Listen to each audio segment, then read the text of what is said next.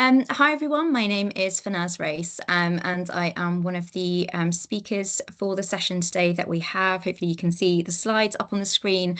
So this is the Palestine Exception, Tackling Inequalities Through Transdisciplinary Decolonial Research. This is part of the GCSJ seminar series.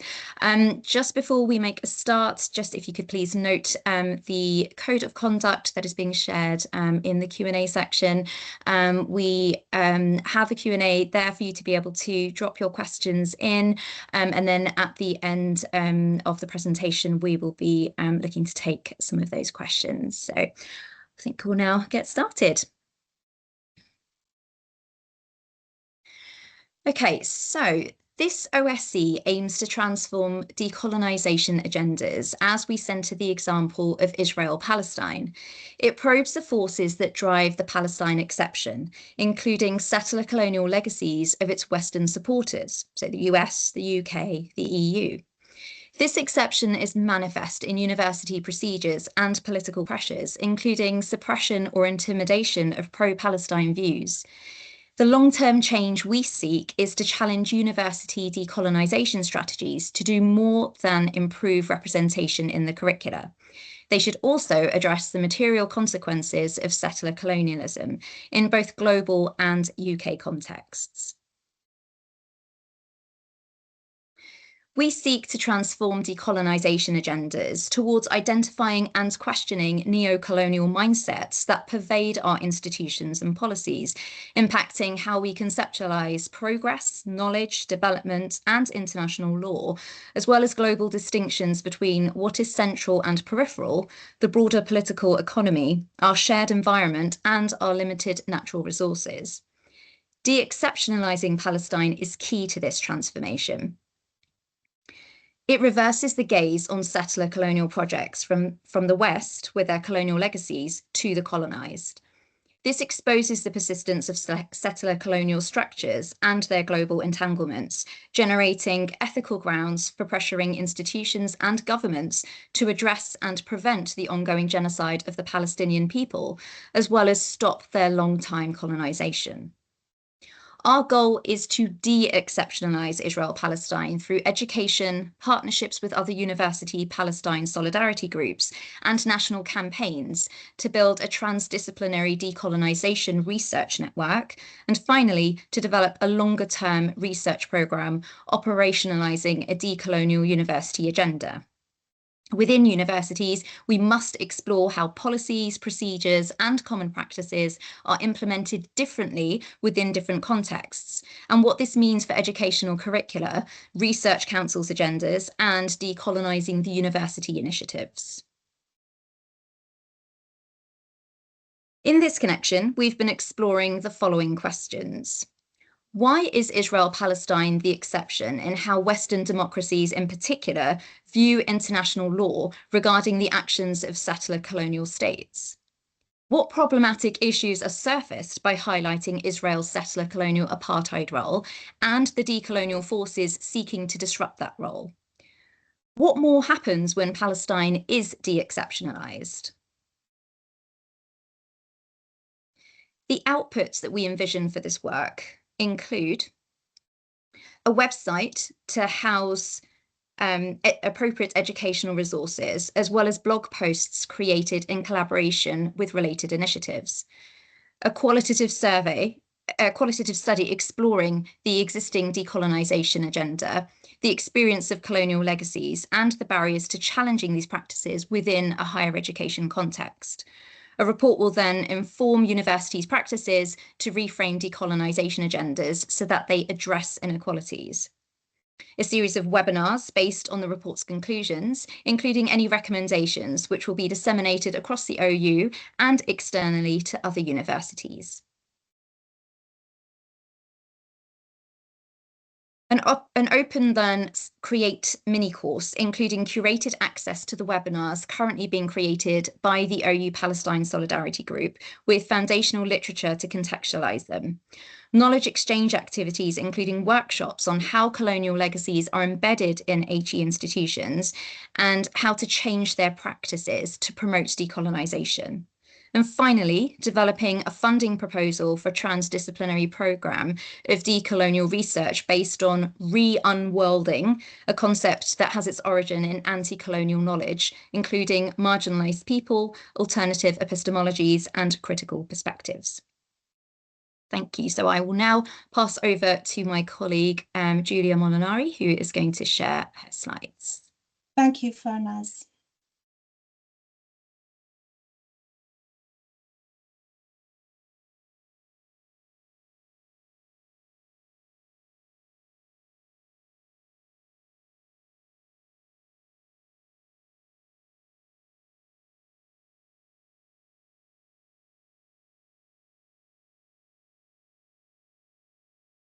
So I have just 5 minutes to present on ongoing research on the Palestine exception to academic freedom in the UK. I will share insights from an ongoing literature review that provides conceptual foundations for analysing survey responses.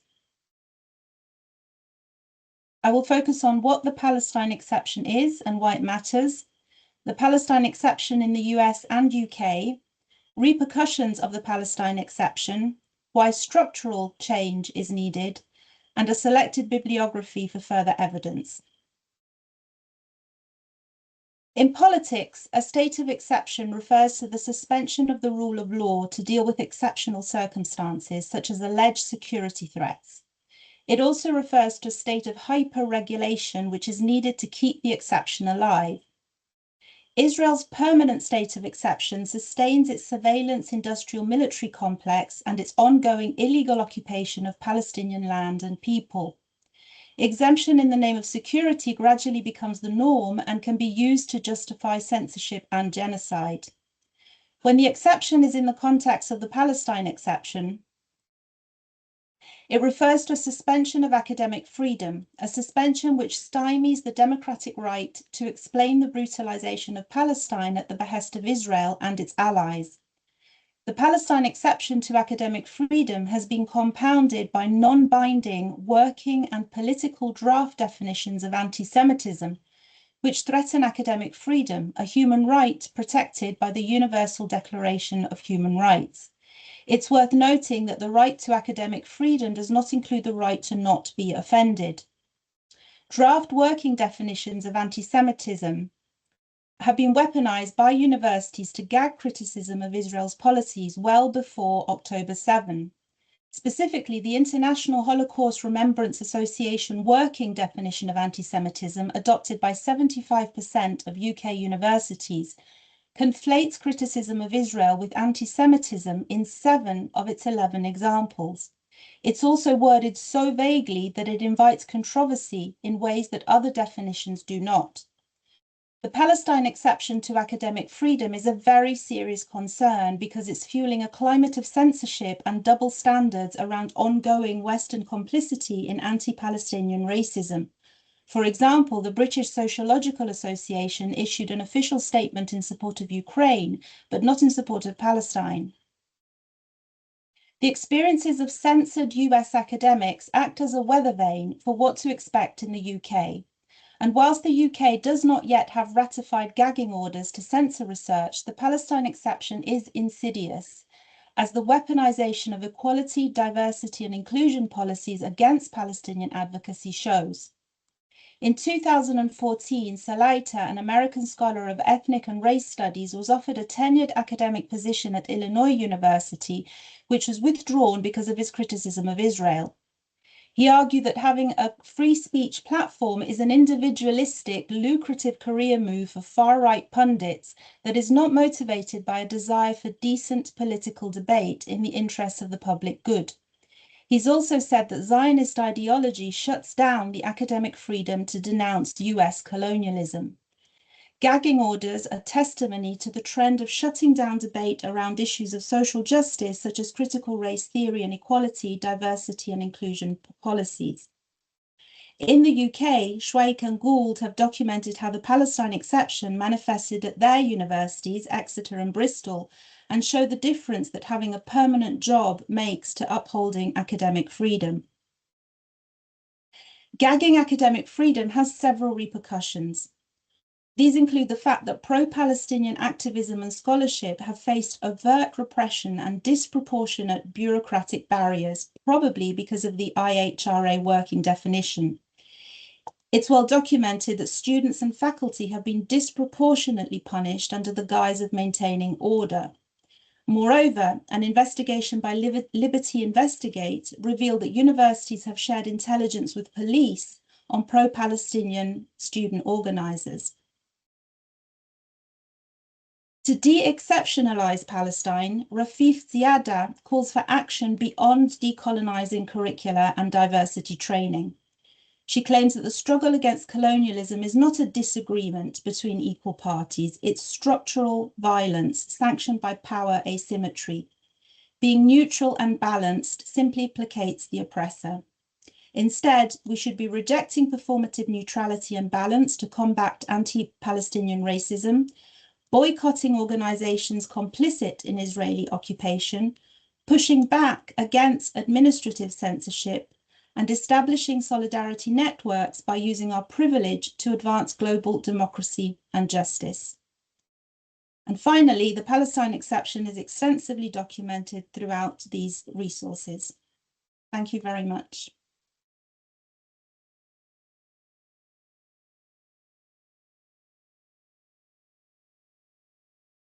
Les, when you're ready.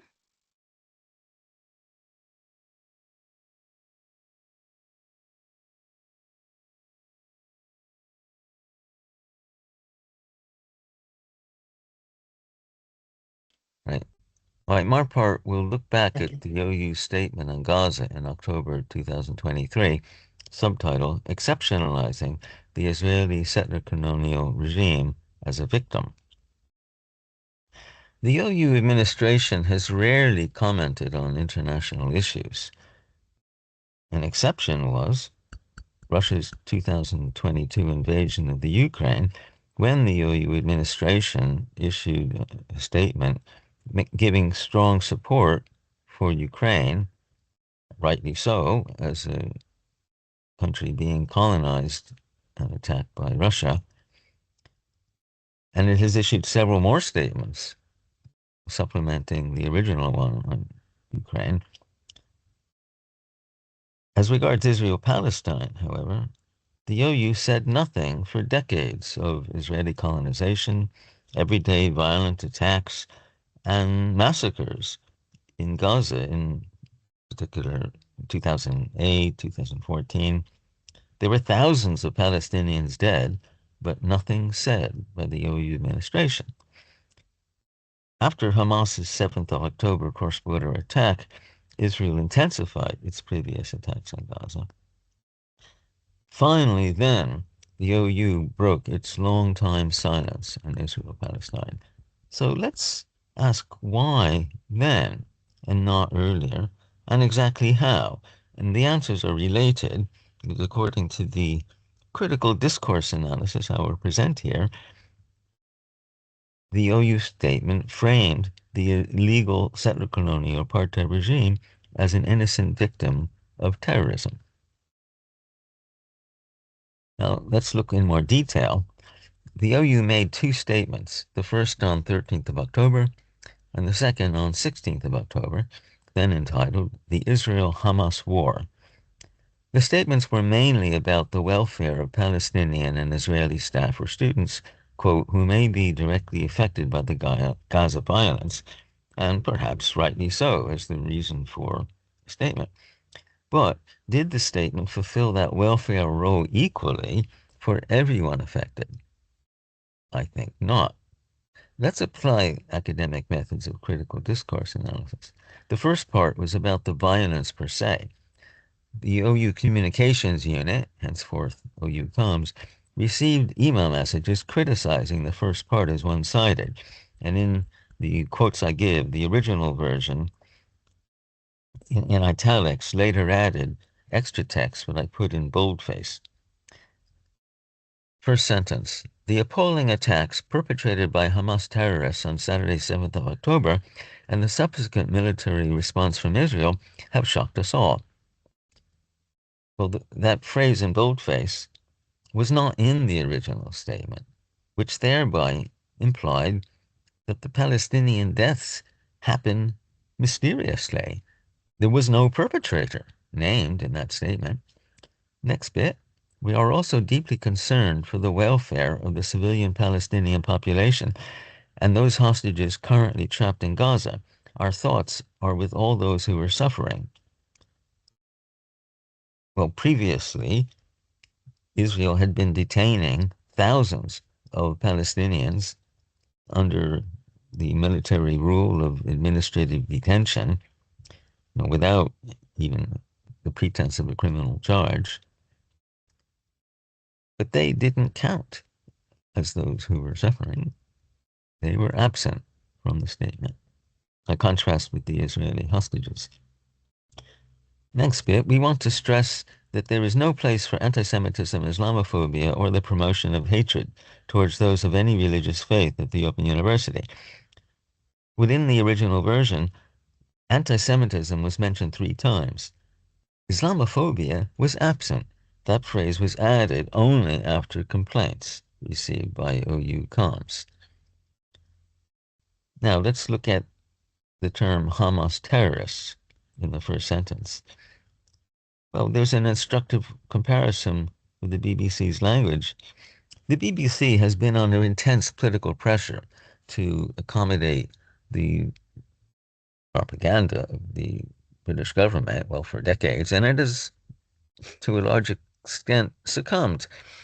That's a long story. But in this case, the BBC honorably held out against using the term terrorist as regards Hamas. By contrast, the BBC, without any pressure, apparently, simply incorporated that term into its October statement, while not applying the term terrorist to the Israeli occupation forces. So in all these ways, the statement implied that Israel was an innocent victim of terrorism, acting in self-defense in a war against Hamas, not against the Gazan people. In these ways, the OU's language replicated the joint settler-colonial narrative of the US, UK, and Israeli governments. This narrative inverts the roles of the colonial perpetrator and its colonized victim.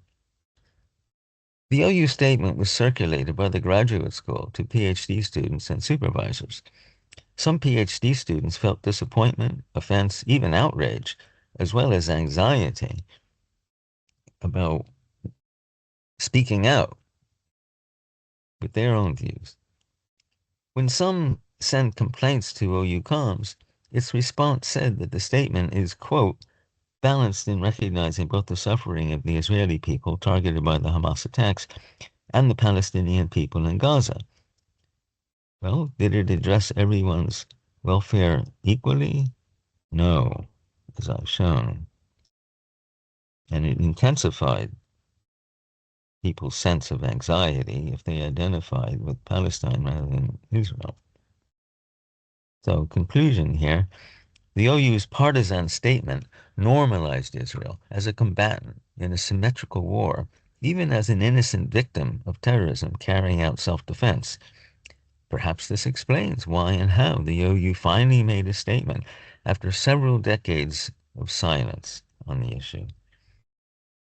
Like the wider hegemonic narrative in Western societies, the OU statement exceptionalized Israel from international law as regards its long-time illegal occupation and systematic violence, and likewise exceptionalized Israel from the Western legacy of settler-colonial regimes.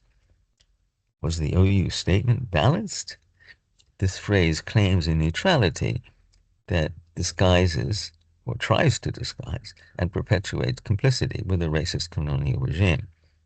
In these ways, the OU's narrative is compatible with the so-called decolonization agenda that exceptionalizes or ignores a real colonial regime and its racist violence. So I conclude there. I'm going to give 3 examples of how the Palestine Exception manifests at the OU. We've had extensive discussions around which examples to choose, both because there are so many to choose from, and also because of uncertainty around what can actually be said, which is itself a manifestation of the Palestine exception. But the three examples we've settled on are removal of posts in a PGR Teams channel, USA response to UK lawyers for Israel's attack on some of our students, and a statement provided by the OU to the Jewish Chronicle following a doxing incident.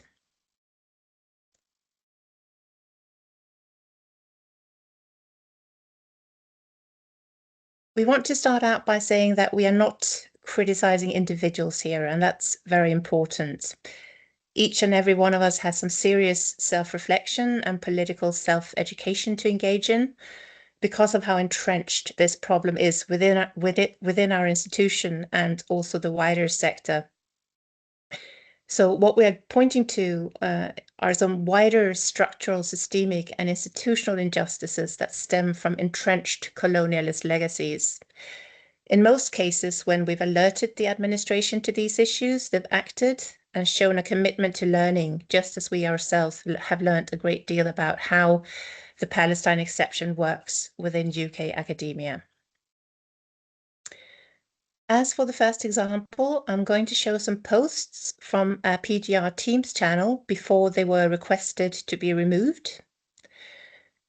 The PhD students who made these posts came from Jamaica and Sri Lanka, and they've kindly given their permission to show their names and identities here. Not only that, this presentation, in fact, offers an opportunity for their voices to be heard for the first time and amplified rather than suppressed. And I don't wish to speak on behalf of them. I know that at least one of them is here in the audience, so they can also jump in and say something if I'm not representing their voices correctly. In October 2023, following Israel's escalation of attacks on the Palestinian, Gavin Myers, Jamaican PhD student in FBL, posted a statement made by Margaret Thatcher in 1987 in which she accused ANC leaders of being communists. Gavin says, "This is what Margaret Thatcher said in 1987. Will we say the same about Nelson Mandela and the ANC? What are we saying about Palestine now? Are we saying anything? Open University played a major role in advocacy then. Are we as students saying nothing?" Comarine Rodrigo, Sri Lankan PhD student in Wales, then joined the discussion by posting a link to a petition that was widely circulated at the time and which asked for a ceasefire. She also posted an excerpt of a statement by the UN Secretary General. After having posted it, she asked the moderator if it was okay for her to post it. The moderator consulted with the administration, after which they got back to ask Comarine to remove the post. Before the post was removed, however, Gavin thanked Comarine for posting it, saying, "We cannot remain silent, especially in a European social and political context that is increasingly right-wing, nationalist and Islamophobic." A discussion then followed about the importance of speaking out about the genocide in Palestine, about the British Empire being defined by brutal violence, and about whether, as international students from the Global South, it is safe to speak out. The two PhD students from the Global South were asked to remove these posts. Some of the reasons that were given for this request were that this is an incredibly difficult situation. We are aware of strong positions and viewpoints on this issue. It's a divisive issue. The PGR Teams channel is not the right place to have this discussion. Think about whether it furthers your PhD journey before you post. And there was also, interestingly, reference to the OU statement that Les discussed earlier. And this shows how the OU's official pro-Israel statement has had a direct impact on censoring marginalized voices within the institution. Now, I haven't showed the actual screenshots here. And again, I want to emphasize that this is not a criticism of individuals. We could have picked any from among a huge number of examples. So this is clearly an institutional problem that we have and that we all need to be very aware of and try to combat collectively. Our group met with members of the executive team in January 2024 to express concerns about the OU's legal duty to uphold free speech. We provided evidence of how the voices of ethnic minority students are being suppressed, ironically by invoking EDI policies. This is important, okay? So we have a case of EDI policies being inverted or even perverted to suppress the very minorities that these policies are intended to protect. Additionally, in this particular case, these voices came from Jamaica and Sri Lanka, both countries that have been colonized by Britain and who bring not only lived experiences, but intellectually sophisticated observations about living under a legacy of British colonialism, adding a valuable comparative perspective to Israel's contemporary and illegal settler colonialism of Palestine. Now, we are grateful to the administration for taking on board our feedback, and we are not aware of any issues of repression in this unit, at least, since then. But if you know otherwise, then we do encourage you to speak out.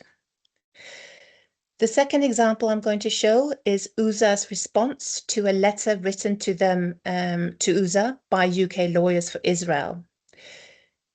UK Lawyers for Israel wrote a letter to the trustees and chief executive of USA asking for the OU Friends of Palestine student group to be investigated for being potentially in breach of the Charity Commission regulation by expressing support for Palestine Action. Notably, this was before Palestine Action was proscribed as a terrorist organization in July 2025. And for anyone who may not be aware, Palestine Action is a non-violent direct action group that seeks to raise awareness of the government's complicity in Israel's genocide. The ban on them has been widely condemned by international organizations, including Amnesty International, the UN, and Liberty. And it's highly controversial, as you will have read in The Guardian, no doubt. Now, although after an investigation, USA concluded that there was no case to answer, they did impose restrictions on an upcoming webinar the students had organized, along with a warning that the webinar could be cancelled. Of course, it's clear, and I think we all understand, that USA and the university do have a duty to investigate in cases like these. However, there is perhaps a wider discussion to be had around the extent to which the OU should serve as a proxy for the pro-Israel lobby. The incident understandably caused a great deal of anxiety and stress for our students, who had to respond to USA at very short notice, on top of their studies, on top of their assignments, and on top of organizing a high-stakes and very important webinar in order to prevent this webinar from being cancelled.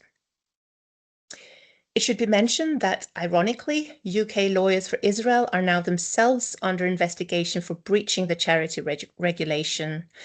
This follows a report by Cage International, which evidences how UK Lawyers for Israel engage in lawfare, i.e. they abuse the legal system to silence the truth about Israel's decades-long violations of international law.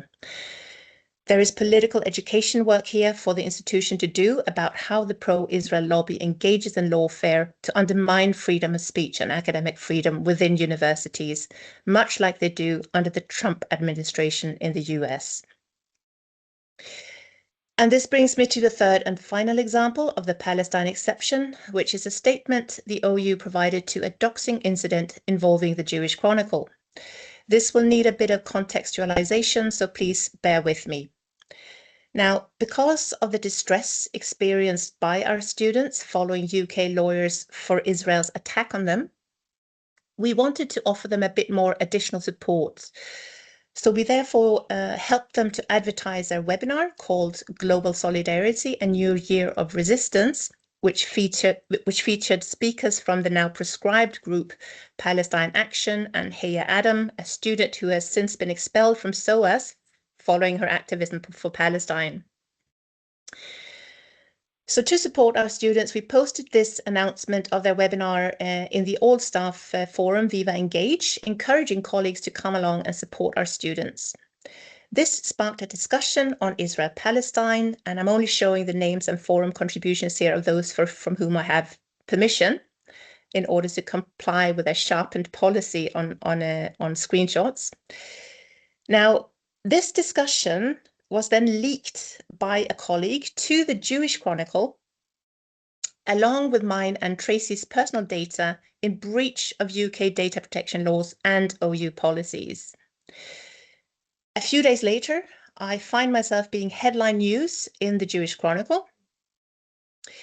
Using the leaked personal data and screenshots from the internal forum, the journal has published a defamatory article about me. You can see the title is not particularly flattering for a professor. You know, I'm supposedly ranting here about Zionist lobby and promoting Intifada talks.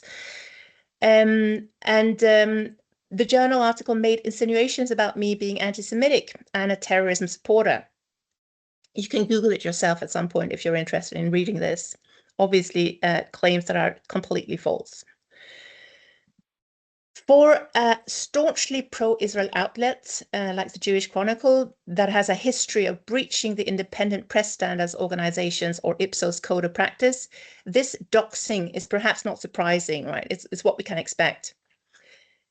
It's clearly an attempt to defame me, to intimidate me into silence, and to solicit an onslaught of further abuse against me, which is exactly what happened. So the question is then, how did the OU respond to this? And what can we learn about the Palestine exception from this? Well, one commendable thing that the OU did do since is to sharpen its policy regarding deliberate and malicious personal data breaches. So you may have seen this sharpening of policy a few days ago posted on the OU Live, think before you snip. But in terms of the Palestine exception, another response, this is another example, and it is the final example of the Palestine exception, and it is the statement that the OU comms team provided to the Jewish Chronicle when they were approached for a comment about me. So I'll read this out. This is the first statement, but we managed to get them to change it later on. But the first statement read like this: in response to our report on Hultgren, a spokesperson for the university said we condemn anti-Semitism. We would encourage any staff members or student who believes they have witnessed anti-Semitism to report the matter immediately to their line manager and tutors. Where breaches of anti-racism policies are found, we will take action using the definition of anti-Semitism as defined in both the IHRA working definition of anti-Semitism and the Jerusalem Declaration of Anti-Semitism. We were not happy with this statement because it confirms insinuations that I am anti-Semitic and even introduces the word anti-Semitism, which wasn't even explicitly mentioned in the article itself. So the journalist has been very, very clever here because it deliberately avoided using the word anti-Semitic because that could make them vulnerable to a libel case. So we got back, our group got back to the comms team to say that we wanted this statement to be changed, and they were thankfully very receptive to our suggestions, and we're grateful to them for working collaboratively with us to producing a revised statement, which the Jewish Chronicle thankfully agreed to publish as well. And this reads as follows. In response to our report on Hultgren, a spokesperson for the university said the Open University has adopted the International Holocaust Remembrance Alliance, IHRA working definition of anti-Semitism and the Jerusalem Declaration of Anti-Semitism. Now, this dual adoption safeguards our Jewish staff and students against anti-Semitism while also protecting a space for free speech and evidence-based criticism of Israel. As a university, we have a legal duty to protect academic freedom and freedom of expression, and we continue to support Professor Hultgren, Dr. Farrell, and all our academic colleagues in exercising this right. I hope you will agree that this is a better statement than the first one because it mentions the university's legal duty to uphold freedom of speech and academic freedom, and it also at the same time manages to highlight safeguarding measures for our Jewish students and staff. So I think that this can serve as a precedent for other cases going forward. But all in all, I hope that these three examples illustrate how the Palestine exception manifests itself at the OU. Institutionally, there appears to be a knee-jerk reaction to reproduce a mainstream pro-Israel bias, or even to act as a proxy for the pro-Israel lobby, which undermines our institutional policies and legal duties around freedom of speech, EDI, and decolonisation. The good thing, however, is that the institution seems capable of and willing to engage in political self-education, and we hope for continued productive interactions with the leadership going forward. Thank you. So, hi everyone. I'm Dimo, and I will be presenting a research project which is about exploring the Palestine exception in UK's higher education.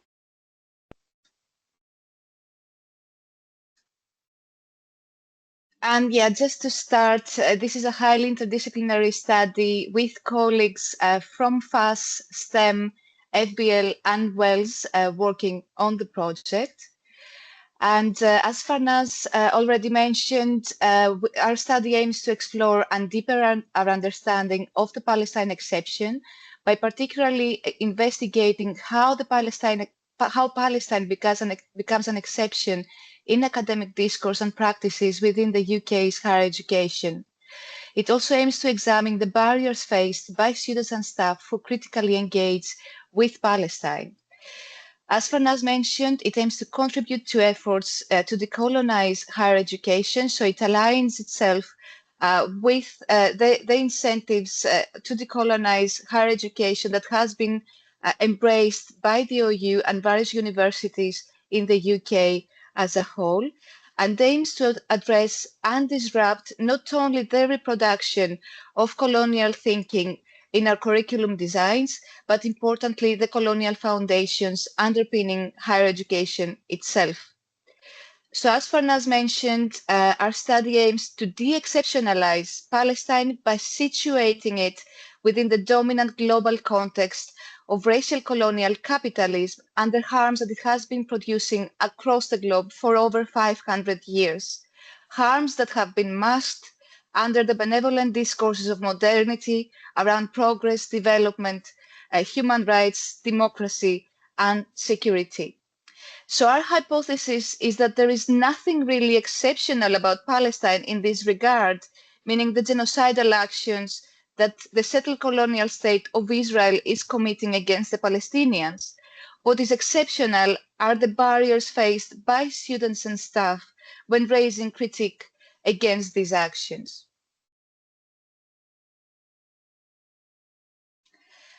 So the context, as mentioned, is the UK's higher education and the various manifestations that the Palestine exception takes for students and staff. And for this reason, we have adopted an autoethnographic methodological approach. So autoethnography is a social research method that seeks to analyze and connect personal experience and autobiographic stories to broader cultural, political, and social contexts and understandings. It focuses on self-observation and critical reflexivity, situating experiences within the wider culture. This methodological approach allows each research participant to share the information that they understand as relevant to their experience and positionality without leading them through a lengthy set of predefined questions. So this project seeks to elicit information through a set of very simple prompts by asking participants the following questions.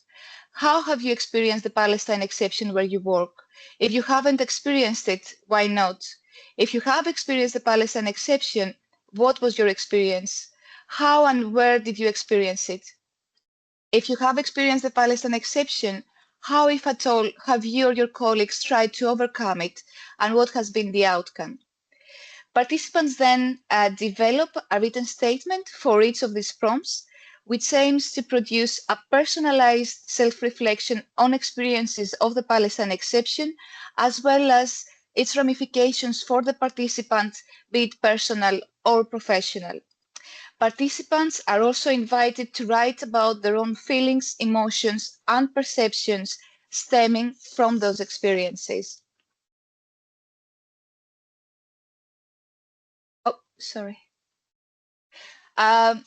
Yes, also to say that participation is completely anonymous and is conducted via a dig survey, which provides a full participant information sheet and takes participants through a step-by-step consent process via a set of consent questions.